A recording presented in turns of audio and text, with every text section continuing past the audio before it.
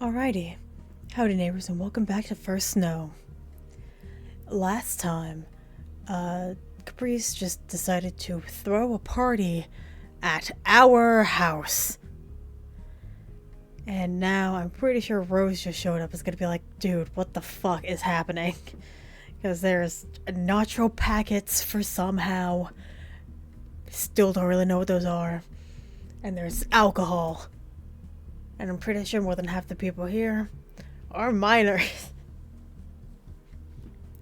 Anyway, let's continue.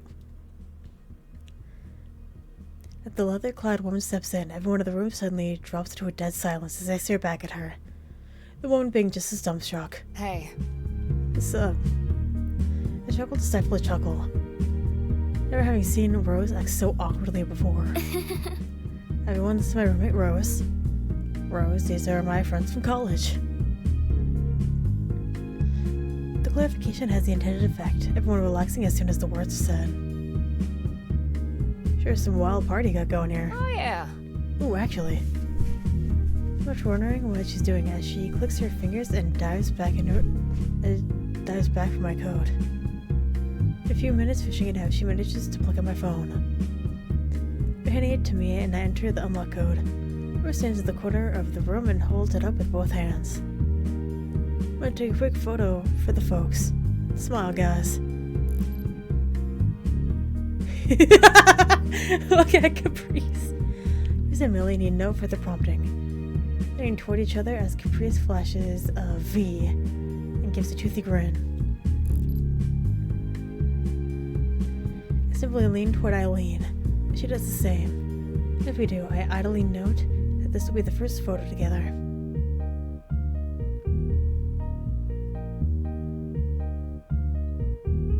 There's just Wallace. Everyone else has a partner hanging out, like being social, and Wallace is just in the fucking corner. It's so funny, and I don't know why.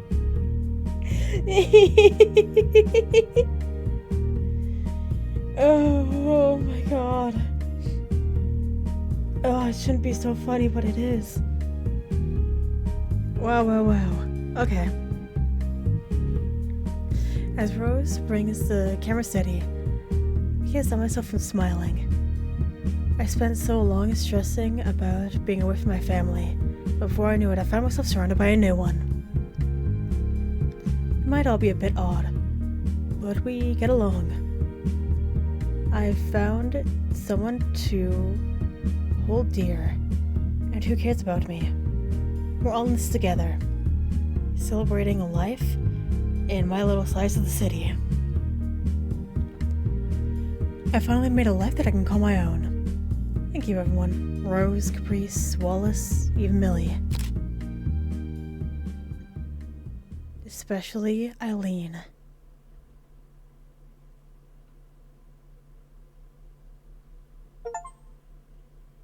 Act 3. A World Away. Feet. One thing I hadn't counted on when asking Eileen if I could come over was how large the distances involved were. Already feeling the difference from home. Colorado and Utah might be right next to each other on the map. Oh, we're in Utah. Okay, that kind of makes sense. But all to be seen between them is vast plains of utterly nothing. It's a lot of America, actually, just a vastness of feck all. With noon approaching, and a little else around for miles as we motored down the endless strip of tarmac, Rose made the executive decision to chance this place for some lunch. It's a little glitzy for my taste. The faux 50 interior decorated with a mishmash of cheap Americana. But Rose is in her element as she stuffs down another hunk of meat. At least it's quiet beyond the cheerful music, given we have the diner to ourselves. I'd barely slept all night, not only at the prospect of seeing Eileen's home, but at this being my first trip so far from my own. Right now, though, I'm just glad to be free of the motorbike's vibrations and noise. I've finally become used to the odd short trip around the city, but this road trip is something else entirely. Still getting your back legs, huh? I love that she took the jalapenos off the nachos. Just put them on the napkin. It's been 4 hours. Ugh, give me a break. 3 more to go. Yeah, it shouldn't be that far. She digs in once more as I groan and try to swing my legs back to life. Man, the steaks here are amazing. You're missing out. I think I'll be fine. I take a sip from my milkshake before gauging how best to tackle my huge plate of steaming nachos before me, buried in cheese, sauce, and sour cream. The jalapenos are carefully picked off and sitting on the side.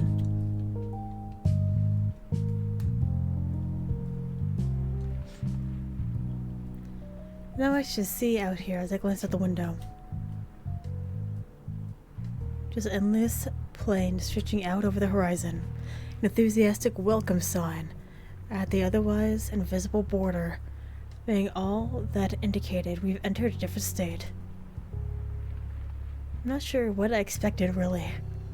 I knew there were no rivers or anything defining the border. It's a different thing to see for yourself. It's just so arbitrary. A line on a map, nothing more. Far from being any sort of revelation, it just makes me feel rather silly about being so sheltered. This all probably barely registered to Eileen as she drove along the lonely highway.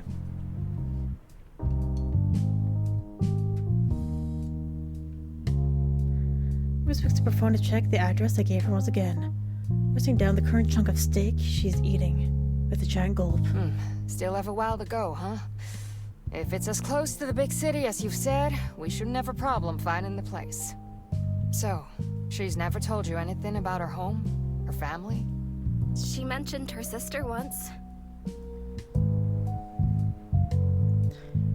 She stretches the back of her head as she thinks. She scratches the back of her head as she thinks. I can't read. I don't mean to pry, but I still don't get why she'd come all the way from outside the state to live in Utah. Not that I have anything against the place, I do like it, but it's not exactly where I'd choose if I were her. But coming here just for a community college, that's the part that gets me. I'm not exactly an artist, but from what you've said, she could probably get a scholarship at a proper college. Sounds like she could probably afford tuition even with that one. Rose looks at me for answers, but I have none. When she puts it that way, the vast stretches of Eileen's past that were total blank spots to me. She leaves me to stew a little as we eat our respective meals, piping up again as she chews. Remember when you asked me about my family a few weeks ago? And I blew you off? I feel like I should probably explain that. Not to get too deep into things, I ended up cutting ties with my mom and pop. Given what my family was like, I wanted to have a clean break from them. Oh. I'm sorry for bringing it up. I've made peace with it, don't worry. My point is... Failing to remember, she starts circling her fork in the air. The point of all this was... Right, Eileen. I'm just saying that there might be a reason she's cagey about her personal life. Guess that makes sense. My nod earns a comforting grin. You're a good kid, Allison. I'm sure you'll do fine. In fact, you even taught me a little something. To be honest, I expected to be mothering you around when you first arrived to live with me. That you were some kid I already knew everything about, who I'd be left teaching adult life to. Yeah, I was kinda wrong there. But you've helped me so much. I couldn't have managed without you around. You've surprised me so much. You made me rethink how much I know about the world and other folks as an adult. I got a little arrogant without even realizing it, and you brought me down to earth. I thought adulthood was about knowing everything, but it's actually about admitting how much you don't know. I wanted to thank you for teaching me that. Satisfied with her explanation, Rose quickly gets back to her precious steak. Left in thought, I get back to my own food. I didn't realize I could have such an impact on others' lives, let alone Rose's. I looked up to her so much that I forgot we're both just muddling through life together. Eileen's lived so much of her life in a solitary manner that maybe opening up to me isn't as easy. Maybe she just doesn't want to, given her past experiences. Eileen aside, this trip's probably a good thing. It'll push you out of your own comfort zone a little.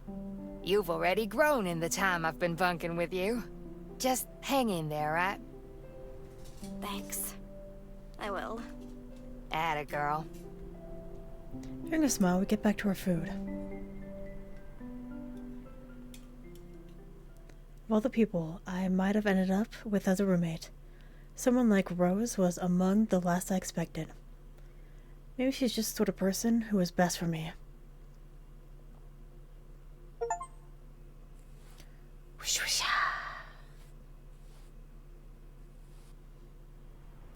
The two of us find ourselves in a surprisingly quaint little corner of America. A heavily frosted town with snow-covered pines visible no matter which direction you look. Wood seems to be the norm for the buildings around here rather than concrete.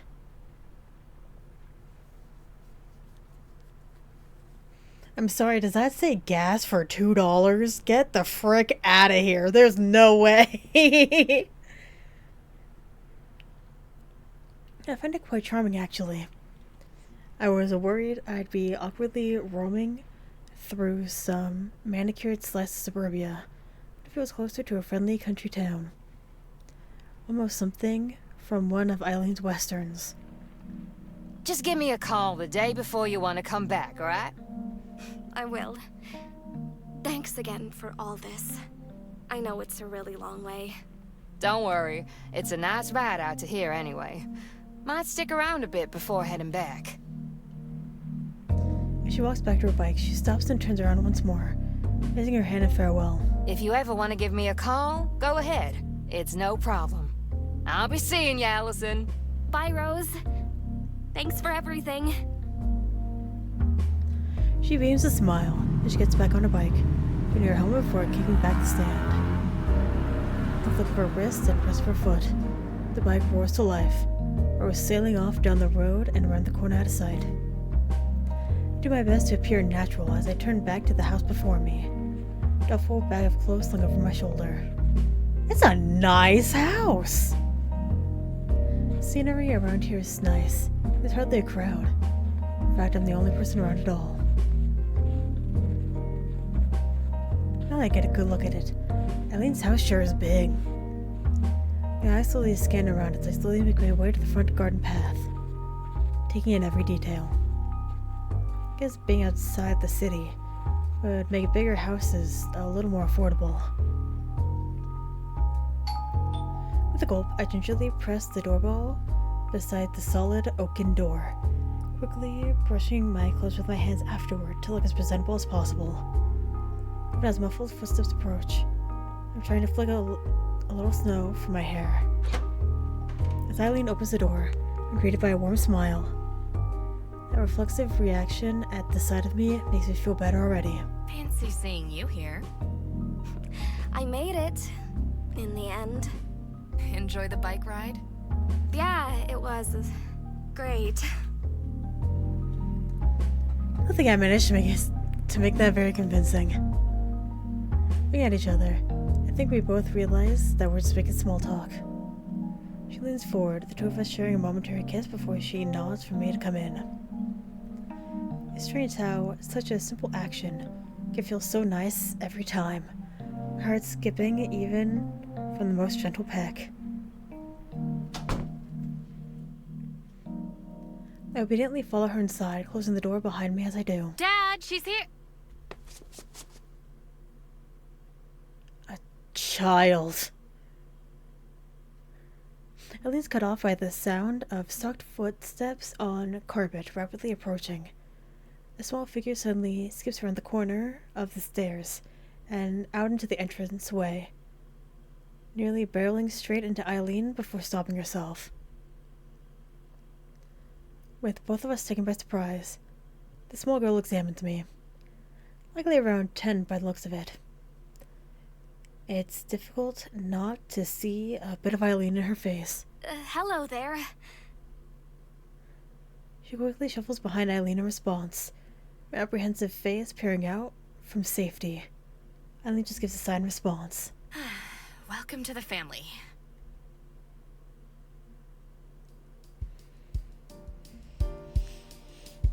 The smell of freshly cooked chicken wafts in the air, the skin still steaming away with an appetizing glint. The line of plates down the center of the table hardly lacks for size either, with potato salad, coleslaw, lettuce, and some other greens. While I'm thankful for the luxurious dinner before me, it's a rather quick introduction to her family. I can't help but feel intimidated when surrounded by everyone at once. With her father already preparing dinner as Eileen let me in, and her mother arriving from work only soon after that, it was unavoidable. That being the case, here we all are, gathering around one big table. Well, not exactly a mansion. It's obvious Eileen's family lives very comfortably. I'd probably be green with envy at how well off they are, even for being so self-conscious about how to act in front of them. I suppose some proper introductions are in order now that we're all together. I'm Eileen's father, Andrew, and this is my lovely wife, Elizabeth. A pleasure. And you would be Allison? I would be, thank you. Oh, yes. Allison Merlot. My nerves seem to amuse her father as he gives me a reassuring smile. This isn't a job interview. You can relax. It kinda is. Right, yeah, sorry. Let out a long breath to try and relax a little, though it doesn't really work. Well, now, let's dig in. I'm no chef, but it hopefully shouldn't give you food poisoning. Smiling politely at his attempt to lighten the mood, I start to ladle this and that from large plates, mouth already watering at the prospect of so much wonderful smelling food. Rose might be many things, but she isn't a cook. Satisfied with my selection of meat and salads, I pile some potato salad onto my fork and tentatively take a bite. My reaction seemed to have Johnson's smiles as I make progress on the meal. I'm so enamored with the food, I can't help but keep going. It's nice to see Eileen's already made friends in college. Brief panic comes over me as I realize we haven't talked this over. Is she out to her parents? Are we gonna play this as simple friends? As I mull over how to handle this, Eileen's voice cuts through. Allison's my girlfriend. I probably should have mentioned that earlier. Ooh, why is the little sister pissed? What the fuck? Everything seems to stop for a moment. Yes, you should have. Oh. Oh no. I thought you said having a girlfriend wouldn't be a problem. You know that isn't what I'm talking about. This isn't the first time you've kept us in the dark since moving out. I have to admit that I can sympathize with her mother, which puts me in a delightfully awkward spot. Eileen's father makes no attempt to mediate as he eats, which is probably the best approach. I didn't think I needed to report back on everything I did. Don't you think this is important enough to warrant a phone call? Neither Eileen nor her mother raise their voice, even eating an odd bit of food as they quibble. The argument almost feels routine, which going by her father's reaction might as well be the case. Even her sister's still eating, albeit with badly hidden glances. I mean, our daughter's first girlfriend. Isn't it nice she gained something from college? It's a good thing I'm not the girlfriend. It was pointedly at her husband, just an edge of snark in her voice, but he, perhaps smartly, simply acknowledges her with a smile. Dropping that on them here and now is quite the decision. I'm beginning to wonder why I thought this was a good idea.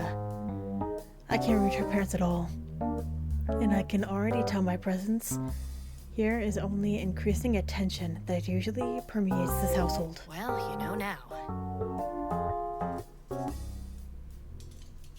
This Eileen dating girl isn't a problem, in and of itself. His father finally pipes up as their argument peters on, taking a swig of his wine to wash down his food.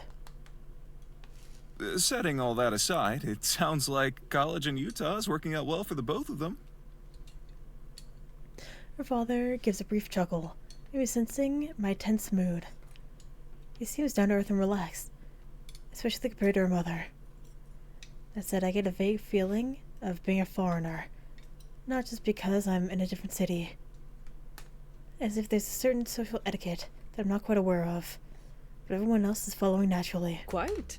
So, tell us about yourself, Allison. Attention now focused on me, I freeze up. Might have expected this would come up. Judging by their conversation, Eileen probably told them nothing about me. This feels like introductions on the first day of elementary school all over again. Let's see. I go to the same college as Eileen. I've lived in the same city my whole life, but I moved a little closer to campus before semester started, so I'm still getting used to that. So, you're an art student like Eileen? Oh, no. I'm nowhere near her level. I'm actually on a science scholarship. Science, huh? She sounds immediately interested. Her eyebrows raised, but all I can offer is an evasive dodge. I don't know how to say that I'm not really excited about it, even if I apparently have some talent. We are in the art club together, though. We met through the mutual friend who made it. I see. Previous curiosity suddenly hits a wall, her entire demeanor changing. Did I see something wrong? The abrupt change in tone completely breaks my chain of thought. Not sure whether to continue or clear things up. The other problem I have is the feeling of someone's eyes drilling into me. Eileen's mother notices my eyes shift beside her. Head holding the little girl's back to reassure her. Come on, dear. Be polite. The effort doesn't seem to move her. The girl resisting as her suspicious face shrinks behind her daintily patterned children's plate. Don't be silly. My name's Eve. Nice to meet you, Eve. That's a lovely name. Eve's smiling, but her pouting shows my charm offensive isn't working out. Once again, Eileen comes to my rescue, speaking up as I try to think of another way to overcome her distrust. Are you going to be like this all night? Eve just huffs and starts shoveling food into her mouth. The size of her spoon and the table before her makes the attempt of seriousness look much more amusing than anything else. Don't mind her. She'll come around. She might say that, but I was hoping her cute sister might be a little warm toward me. At least her mother has given up questioning me for now. Oh, I almost forgot to tell you. The spare guest room's just been cleaned out a few days ago, so you can use that while you're here. Thank you very much. I'm really sorry to impose so much on you. You have charm going for you. Wouldn't you say, Eileen? Eileen grimaces, her mother embarrassing her in that particular way only a parent knows how. I don't get it. I can already feel my eyelids growing heavy as I lean back into the wonderfully soft couch. The exhaustion of the trip and meeting with Eileen's folks finally catching up with me as I rest in the living room. The fireplace happily crackles away near the Christmas tree. The cozy room all the warmer thanks to the heat of the shower still lingering on my skin. All that can be heard of the fire and the faint clacking of dishes as Eileen's parents wash up, counting the day's events between them. We didn't even offer? My god, nah. You are a guest in the house. You at least offered to assist with cleaning up. Come on now. I have never have I ever been a guest in someone's house and not at least offered. Nah, that's not it. I'm nearly succumbed to my drowsiness before Eileen walks in, pulling back her still slightly wet hair. The sight of her in pajamas wakes me up a little, though I quickly try to move my gaze elsewhere. She practically collapses onto the couch beside me, staring up at the ceiling for a while to collect herself. I catch myself staring at her, and if she minds, she doesn't show it. Ugh. What a day. I guess for both of us. I almost mentioned the argument Eileen had with her mother, but I can't work out how I want to phrase it. Maybe it's for the best that Eileen preempts me. So that was the trip, now that we could talk about it properly. The times we stopped were good. Braver than I am. You're gonna pay me enough to get on one of those things. Come on. I'm sure you'd be a natural at it. No way. Your roommate's crazy for using it as her only transportation. Your parents seem nice. Eileen just shrugs. Wish they were a little more subtle. About what? Things so specific that you'll use the guest room, not mine. Cheeks flush scarlet as I connect the dots. Huh? Did you just realize what that was about? Oh! No, but I'm still embarrassed to talk about it. Eileen finds amusement in how flustered I am. I bury my face in my hands. Never change. If I had lied and said we were just friends, I wonder if they would have been so adamant about the two of us not sharing a room. I peek at her from behind my hands. I don't really know what to say. I don't know enough about her parents to say anything. Maybe that would have been better, huh? Her smile returns as she leans in toward me. I can feel my face going redder. My heart burning in my chest. All I can do is lean in to meet her. She closes her eyes, our lips meeting for one brief moment. As I pull back, the two of us look at each other and smile, partly from happiness and partly from sheepishness. Yeah, it's gonna be a while before this comes naturally, I guess. As I watch her, though, Eileen's face slowly collapses into frustration. What's wrong? Everything's wrong! Hello! Eileen makes no secret of her displeasure as she sighs and takes to her feet, opening the small and unhappy girl before us. It stings to be so close, only to be interrupted. Eve. Eileen's sister takes little notice, directing her pouting toward the object of her annoyance, me. She's my sister! I finally get to play with Eileen after so long, and you keep hugging her! Wanna play, do you? Eileen flits behind Eve, who is busy ranting at me, bringing her arms around the child's midsection and lifting her up above her chest with ease. As Eve finds her feet dangling a couple of inches from the carpet, she begins flailing, about to grab a foothold. Let go of me! Wow, you haven't grown at all. That'll definitely help calm her down. No surprise, the two start fighting. Eve's slight body jerking this way and that, as Eileen plants her feet and refuses to let go despite her squirming about. I'll tell Mom on you! And what, she'll ground me? Eve fruitlessly continues to struggle, with her legs flailing about in the air. For all her frustration and growling, her acting out just makes Eileen all the more amused as she teases her little sister. Watching the two have their little sibling scuffle, it reminds me of my brothers at home. For the For the first time, my nerves are about being here fade a little. I mean, I didn't do that with my older sister. We never really did that. Sitting on the side of the bed I'll be using for the week, I idly watch the news on a small television placed on the cabinet. The little speakers on the device try valiantly, but the voices are so tiny I can barely understand them. And with that, I am going to be ending the episode here. So, thank you very much for watching, and hopefully, I will see you later.